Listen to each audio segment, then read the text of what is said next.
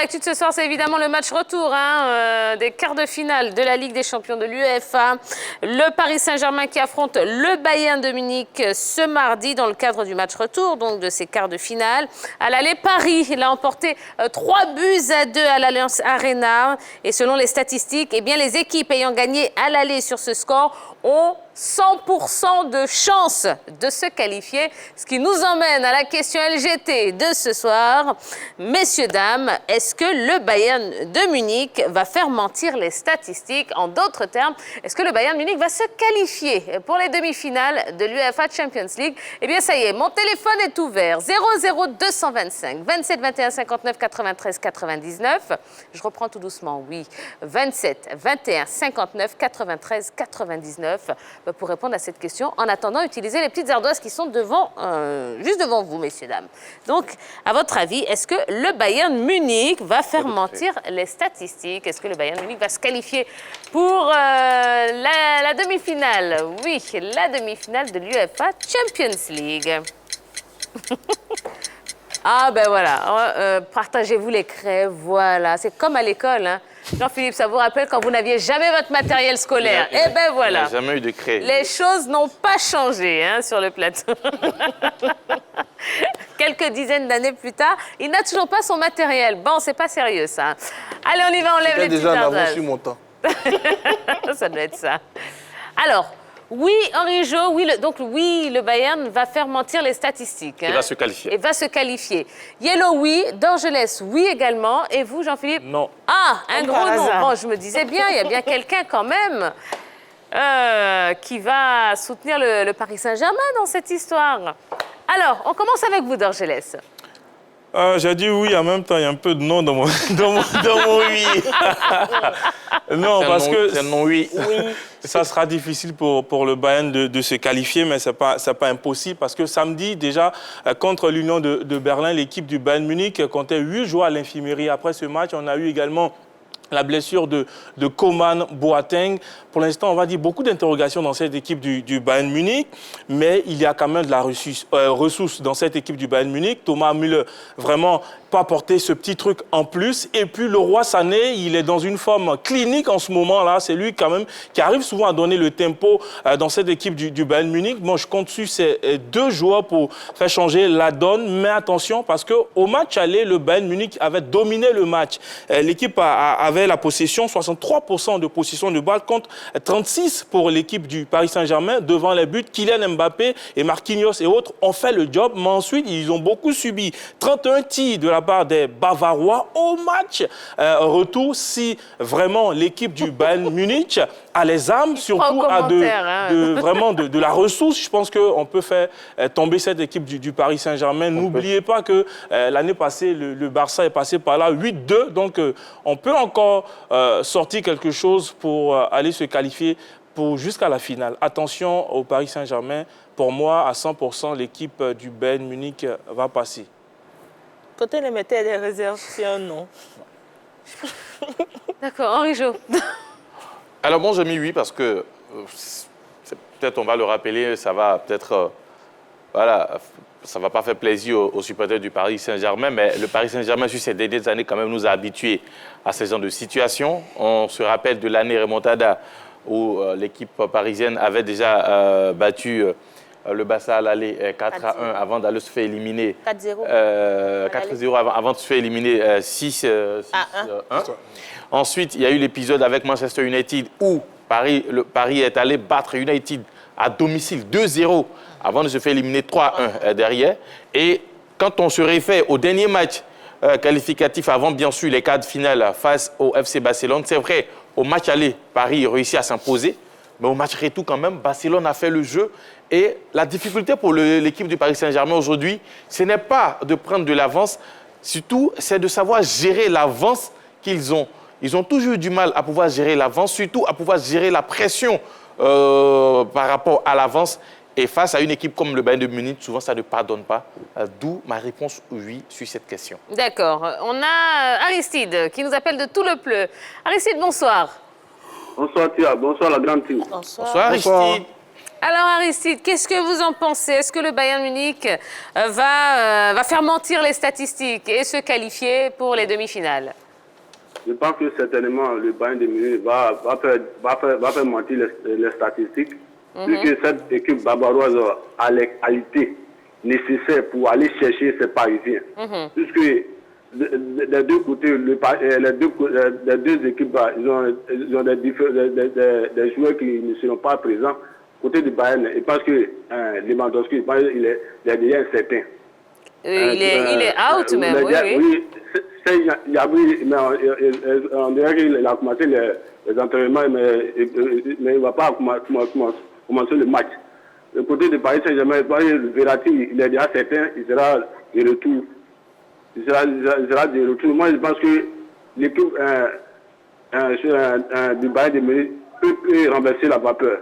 Puisque le Paris Saint-Germain, leur point fort là, c'est le gardien, leur gardien qui fait 50% de leur chance. La défense là, c'est quelqu'un qui est fébrile à la défense. Il est très fébrile à la défense. Le roi Sané, c'est un élément qui va très vite. Et lui, là, il est là pour mettre les dernières balles au fond des filets. Donc, moi, je pense que le Bayern, d'ici demain, là, à partir de 21h30, le Bayern de Munich va se qualifier. Ah, bon. Eh bien, on verra bien. On verra bien. Merci beaucoup. Le Bayern va se qualifier. D'accord, on verra bien demain. Merci beaucoup pour votre appel, Aristide. On salue toute la population de Tout le Pleu, d'ailleurs, qui est très nombreuse à nous regarder. On vous embrasse très fort. On va écouter Jean-Philippe. Jean-Philippe qui a dit non. Oui, j'ai dit non parce que, vous savez, une équipe de football, c'est comme un enfant. Que vous le voulez ou non, il va grandir, il va mûrir, il va prendre de l'expérience et il ne va pas forcément commettre les mêmes erreurs que celles qu'il a eu à commettre de par le passé. C'est vrai, Henri Joël a cité les cas de Barcelone, la remontada, les cas de la formation de Manchester United. Mais il faut noter quand même que ce PSG est une formation qui vient de jouer la finale de la Ligue des Champions l'année passée et qui était difficilement battue par le Bayern Munich. Je le disais ici, malheureusement la VAR n'a pas été préparée, que ce PSG en aller-retour était une formation redoutable. Et on a pu s'en rendre compte même en phase de poule l'année passée face au Real de Madrid, où ils avaient réussi à battre le Real au match aller, chez eux, et ils étaient allés arracher un match nul au Real 2-2 dans une rencontre qui avait été archi dominée par le Real de Madrid. C'est une formation aujourd'hui qui a une capacité de résilience étonnante.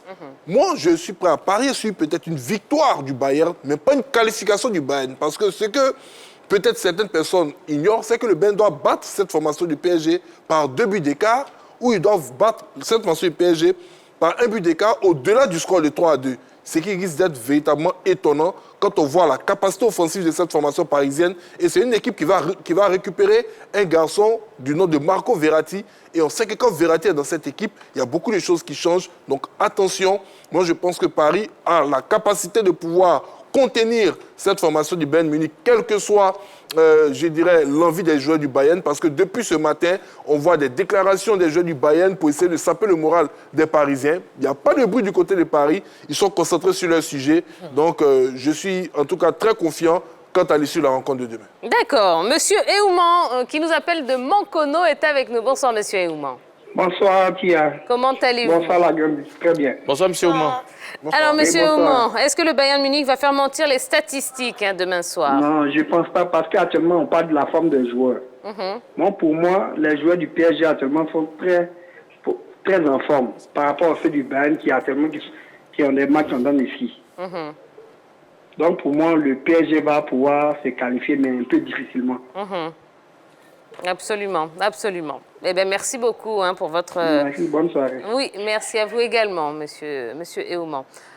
Alors, Dorgelès, vous n'aviez pas l'air d'accord avec ce que disait Jean-Philippe. Pas totalement d'accord. Et puis, cette équipe du Paris Saint-Germain, on rappelle que Navas est blessé. Je me demande s'il sera là pour pouvoir jouer ce match. Il a été mis, comment dirais-je, l'entraîneur n'a pas voulu prendre de risque en faisant sortir Navas.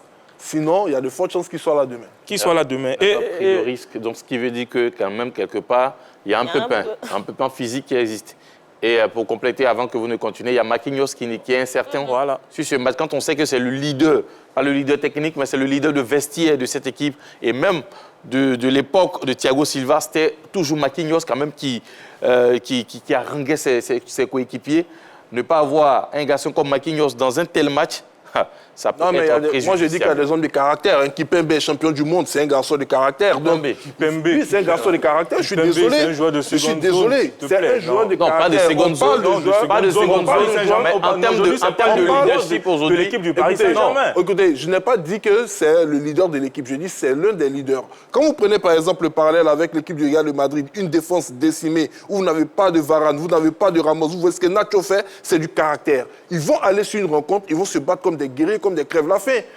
Voilà, en 98, lorsque Laurent Blanc a eu son carton rouge en demi-finale face à la Croatie, c'est Franck Leboeuf qui l'a suppléé et qui a su museler Ronaldo. Faites attention, il s'agit, mais je vous parle de l'état d'esprit. Vous parlez de l'état d'esprit. Il s'agit de l'état d'esprit des joueurs sur une rencontre coupée. Donc attention, cette équipe de Paris Saint-Germain va récupérer un leader au niveau du milieu du terrain qui s'appelle Marco Verratti. Elle a déjà des leaders d'attaque qui vont savoir haranguer les autres joueurs. Donc, sur 90 minutes, il s'agira pour l'entraîneur Pochettino de mettre en place un système défensif collectif pour permettre à ces joueurs de ne pas se laisser déborder. Les flèches allemandes ne seront pas forcément présentes et puis ils vont avoir qui face à eux Choupo-Moting. Est-ce qu'il n'a pas marqué au match aller? Non, voilà. Je ne suis pas d'accord. Gros point d'interrogation.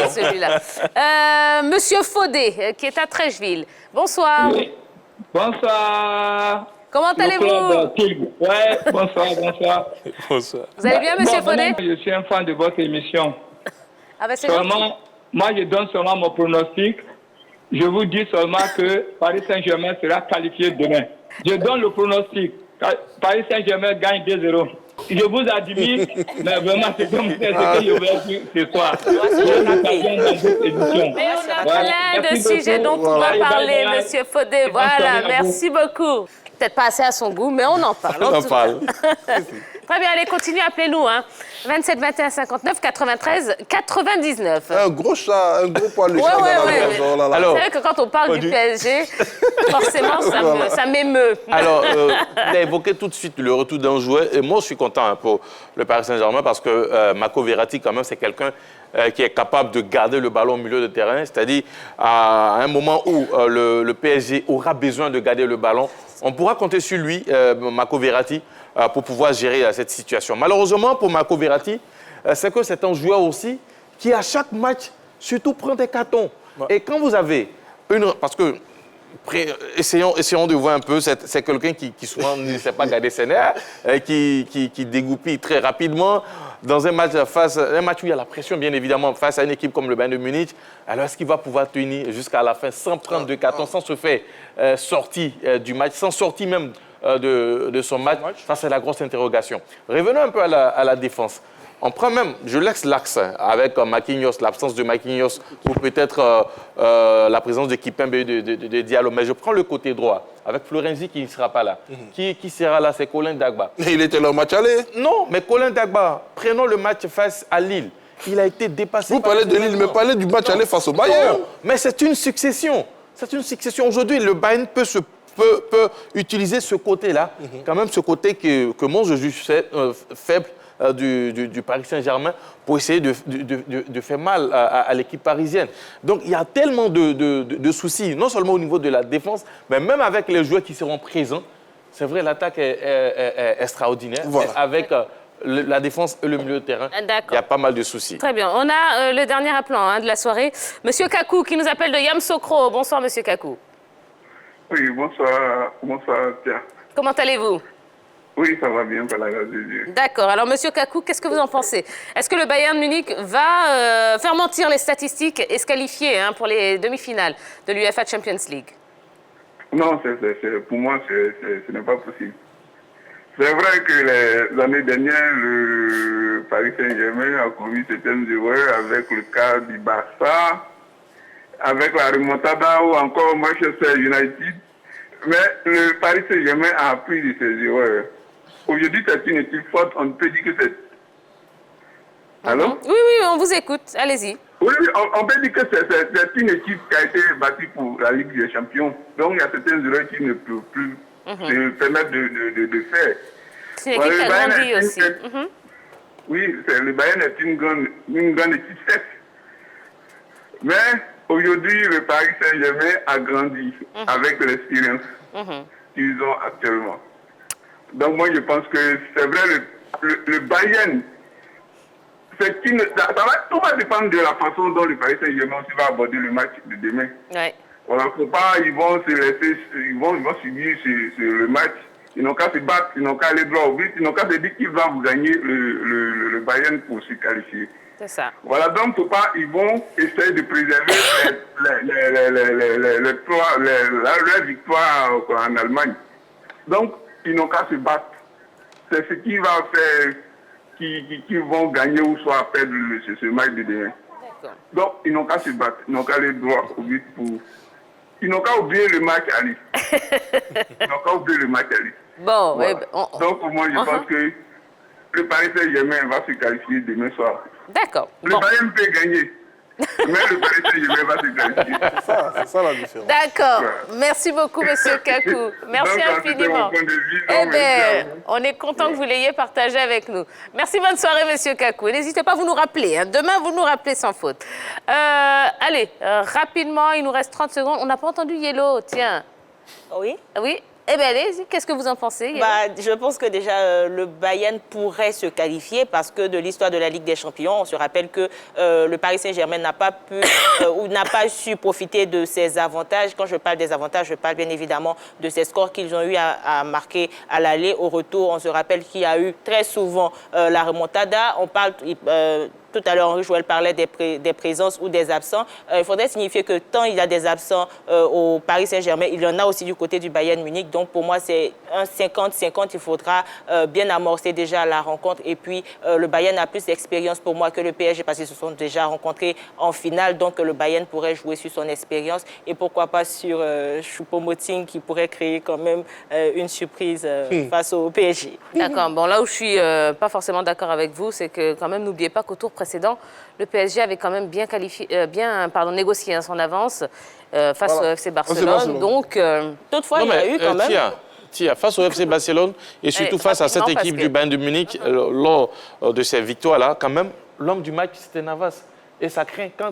Mais il est payé pour ça. Non, mais ça craint quand dans une équipe, vous avez comme homme du match le gardien de but. Voilà. Ça veut dire que l'équipe a subi. L'équipe a subi.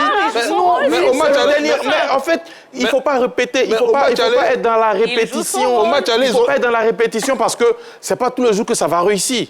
C'est vrai, ça a réussi face à Barcelone, ça a réussi au match aller face au Bayern de Munich. Non. Ça ne veut pas dire que ça va réussir.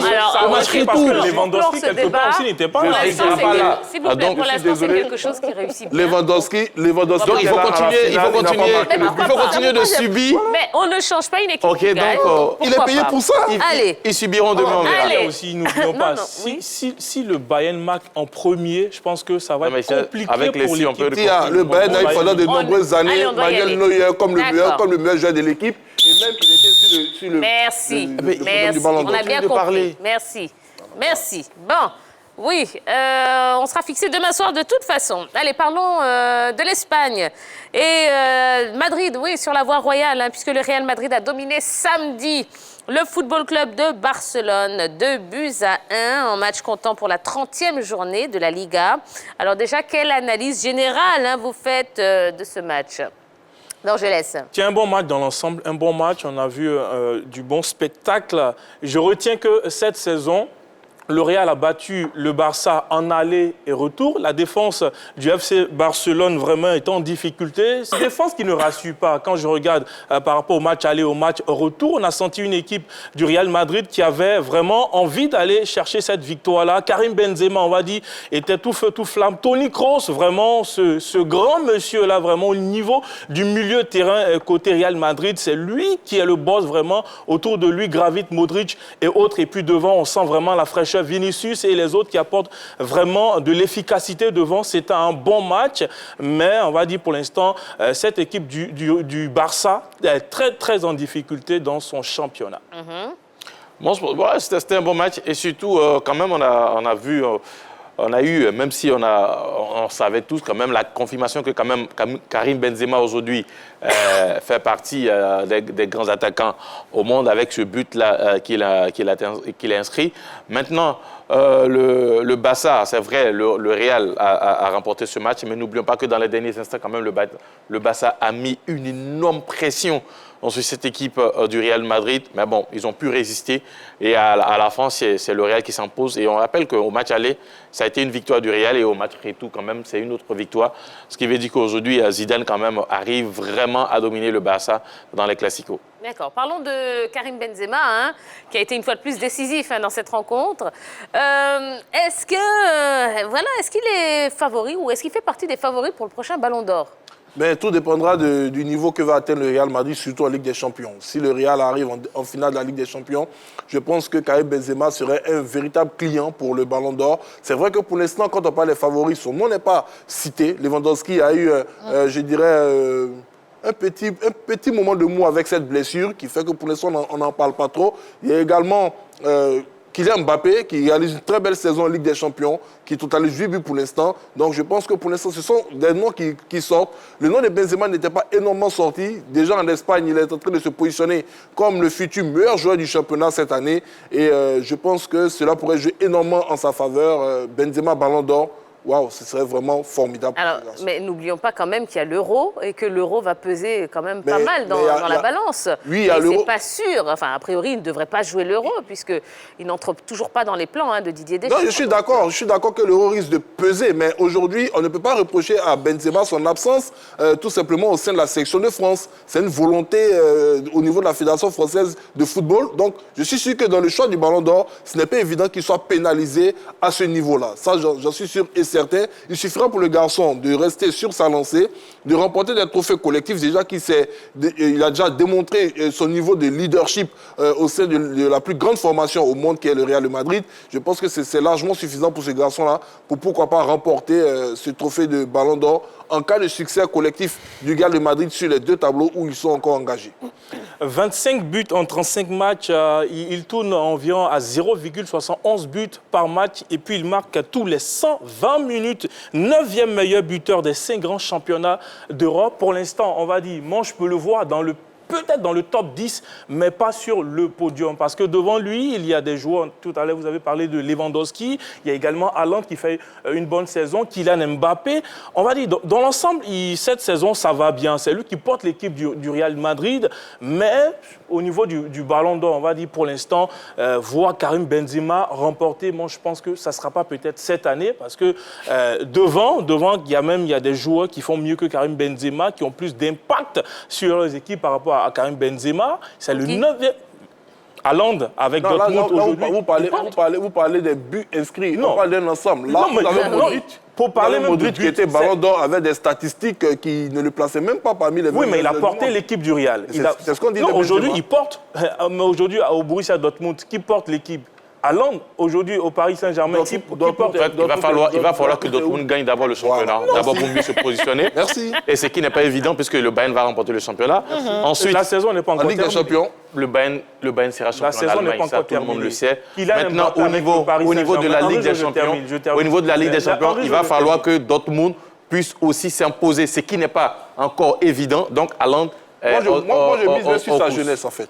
Je pense que ce sont des garçons qui sont en train de rentrer aujourd'hui dans le moule. Parce que le Ballon d'Or, il récompense non seulement, je dirais, les performances actuelles, mais la constance dans les performances. Voilà pourquoi j'ai pris le cas de Modric. Oui, quand vous avez pris le cas de Modric, je suis tout à fait d'accord. Haaland, la saison passée, on a vu comment il s'est comporté. Kylian Mbappé est toujours sur cette même dynamique de la saison passée. Aujourd'hui, ce sont des joueurs aujourd'hui qui peuvent être sur le podium. Mbappé, je suis d'accord avec vous, mais Haaland, je dirais non. Oui, mais ça va venir. Moi, je pense que Haaland peut être dans le top 3. Merci de dire que ça va venir parce que cette saison, il ne pourra pas. Non, Haaland peut être au moins dans le top 3, mais voir Karim Benzema remporter le Ballon d'Or, moi, je ne pense pas. D'accord. Bon, revenons sur le FC Barcelone. Est-ce que le Barça a dit adieu au titre, là? Non, pas du tout. Il n'y a que 2 points entre le Barça et le leader qui est l'Atlético de Madrid. 2 points, puisqu'il y a 1 point entre le Barça et le Real, qui est deuxième. Et il y a 2 points entre le Barça et 67, 66 et 67. 66 et 65. Du coup, il reste encore plusieurs journées. Et surtout à la 35e journée, quand même, il y a ces confrontations-là, notamment un FC Barcelone, Atlético de Madrid, et surtout un Real de Madrid, Séville. C'est à la 35e journée. Donc, quand même, il y a pas mal de matchs à venir. Et même au-delà de cette rencontre avec l'Atlético de Madrid, le Barça va jouer Valence, le Real de Madrid va jouer Séville, Cadiz, Betis, et l'Atlético de Madrid va jouer Elche, Barcelone, Bilbao. Donc, chaque équipe, quand même, a beaucoup de rencontres à venir. Et ça sera l'équipe qui va être la plus solide de s'imposer au finish, puisque quand même l'écart est très très serré entre ces 3 que sont le FC Barcelone, le Real Madrid et l'Atlético. D'accord. Allez, dernière question. Parlons de Zinedine Zidane. Est-ce qu'on peut dire qu'il a sauvé sa tête sur ce coup-là? Je pense que sa tête n'était pas mise à prix parce que les dirigeants du club n'avaient pas évoqué un quelconque départ de Zinedine Zidane. C'était plutôt les médias qui s'agitaient parce que Zinedine Zidane avait un coup de mou à certains moments ou à certaines périodes du championnat. Mais pour moi, Zinedine Zidane, il reste quand même un magicien parce que pour moi, c'est ce qui fait son charme. Quand il est dos au mur, il réussit à faire sortir cette équipe du Real de Madrid. Donc pour moi, il restera encore le coach de ce club. Mais moi, j'abonde dans le même sens que Yelo parce que je suis quand même surpris du comportement de la presse espagnole concernant Zinedine Zidane. Ces dernières années, aucun entraîneur n'a réalisé ce qu'il a fait. 3 Ligues des Champions d'affilée, il a remporté tous les trophées possibles avec le Real de Madrid, sauf la Coupe d'Espagne. Compétition même qu'il n'a pas remportée en tant que joueur. C'est son petit signe indien. Et Zidane, on sait dans quelles conditions le Real Madrid est allé le chercher, dans quelles conditions Florentino Pérez a dû, je dirais même, s'humilier pour faire revenir Zinedine Zidane. Et quand Zidane revient, il remporte la Liga avec cette formation du Real de Madrid en enchaînant 10 victoires d'affilée et un match nul la saison passée. Donc je ne peux pas imaginer cette année qu'il puisse encore avoir cette idée, après, à cause de 2 matchs, 2 défaites d'affilée, quelques petits soubresauts, de vouloir le libérer. Et ces dernières semaines, on a même appris que Zidane était partant pour achever sa dernière année de contrat. Donc c'est lui aujourd'hui qui tient les rênes. S'il veut rester, il reste. S'il veut partir, il part. Mais je pense que la presse est un peu trop vite emballée sur Zidane, qui aujourd'hui, avec ses soldats, ceux qu'on appelle les anciens, ont réalisé quelque chose d'extraordinaire. D'accord. Bon, eh bien, très bien. Allez, il est quasiment l'heure, mais il nous reste le temps quand même de nous faire un petit plaisir. Oui, un petit calé.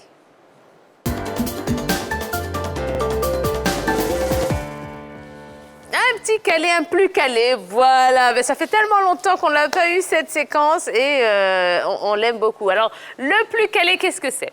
C'est une série de 5 questions. Ouais, 5 questions qui tournent autour d'un même thème. Le thème de ce soir, c'est le classico.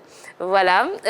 Et des questions auxquelles il faudra répondre par A, B ou C, en utilisant les petites ardoises si vous êtes ici sur le plateau. Et vous aussi à la maison, c'est l'occasion de tester vos connaissances. Il faut retirer le petit papier d'Henri Joël parce qu'apparemment, il a un petit soutien là. Je vous explique. Non, il n'y a pas de vous explique. Avant l'émission. Non, nous ne voulons pas déposer. Donnez-moi le papier. Allez, déposez le papier, merci. s'il vous plaît. Bon, ok. Parce que nous ne connaissons pas le thème. S'il vous plaît, allez, donnez. Voilà. Allez. Arrêtez de... Merci beaucoup. Comme ça? Comme ça. Est-ce que ça a quelque chose à voir avec le thème? Bien sûr que ça parle de la Liga, en tout cas. Donc, allez, merci beaucoup, Tia. les anti-sèches. Maintenant, Mesdames et messieurs, vous êtes témoins. Henri Jouet est un grand tricheur. Ce sont mes recherches pour l'émission. On y va, c'est parti. Première question. Donc, vous répondez par A, B ou C. Oh, je ne joue plus, c'est fini. A, B ou C sur les petites ardoises. Voilà, parce que là, Officiellement. Je ne joue plus, moi. Officiellement. À combien de classicos étions-nous le samedi dernier? A, 243. B, 246. C, 248. Oula, c'est une sacrée colle là.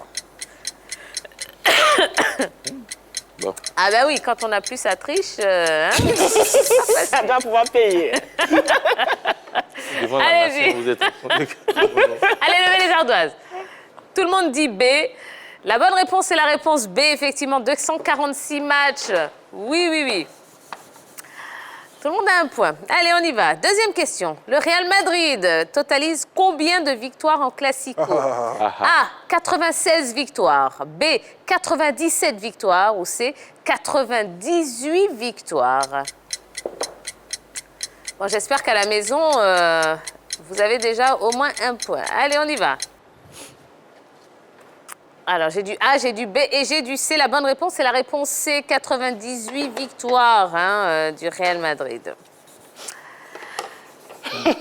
Question suivante. Troisième question. Lequel de ces joueurs est le meilleur buteur de l'histoire des Classicos? Est-ce A, Cristiano Ronaldo, B, Lionel Messi ou C, Alfredo Di Stefano? C'est pas facile, c'est pas évident. Hein, Orijo?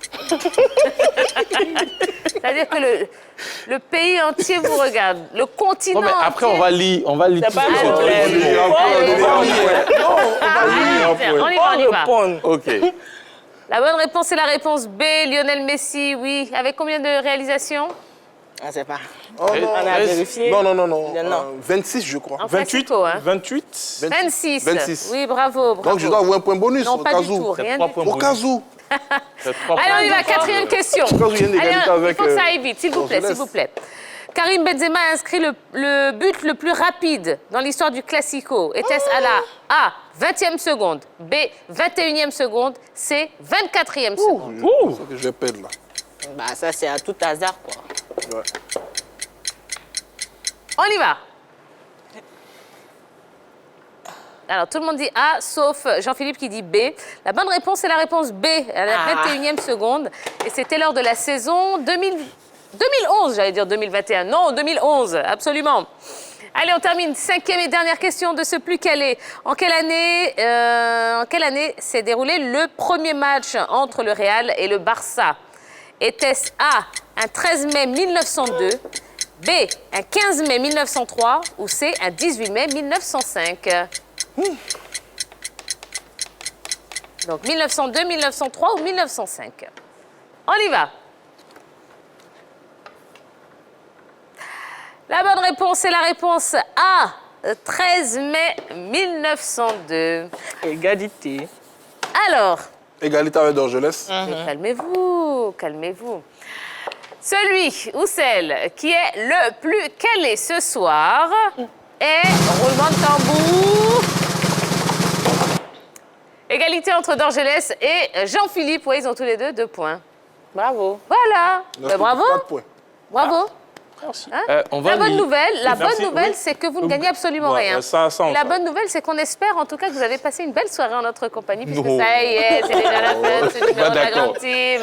Oh. Qu'est-ce qu'il y a? Il faut qu'on lise ce qui se trouve Donnez-lui sur un le carton papier. rouge, il Moi, va je vais sortir du lire. plateau. Il faut... Merci. Vous contestez l'arbitrage. Allez, sortez, Sortez. sortez. Allez, dehors, dehors. Merci beaucoup. Voilà, on espère que vous avez passé un bon moment et ne passez pas devant ma caméra, s'il vous plaît. Merci beaucoup. On va se donner rendez-vous. Non, mais restez debout, c'est très bien. Voilà, vous êtes punis au coin. On va se donner rendez-vous demain à la même heure, au même endroit pour encore plus d'informations sportives à vous proposer. D'ici là, passez une excellente soirée. Rendez-vous demain à 20h30 sur la 3. Bisous, bisous. Bye bye.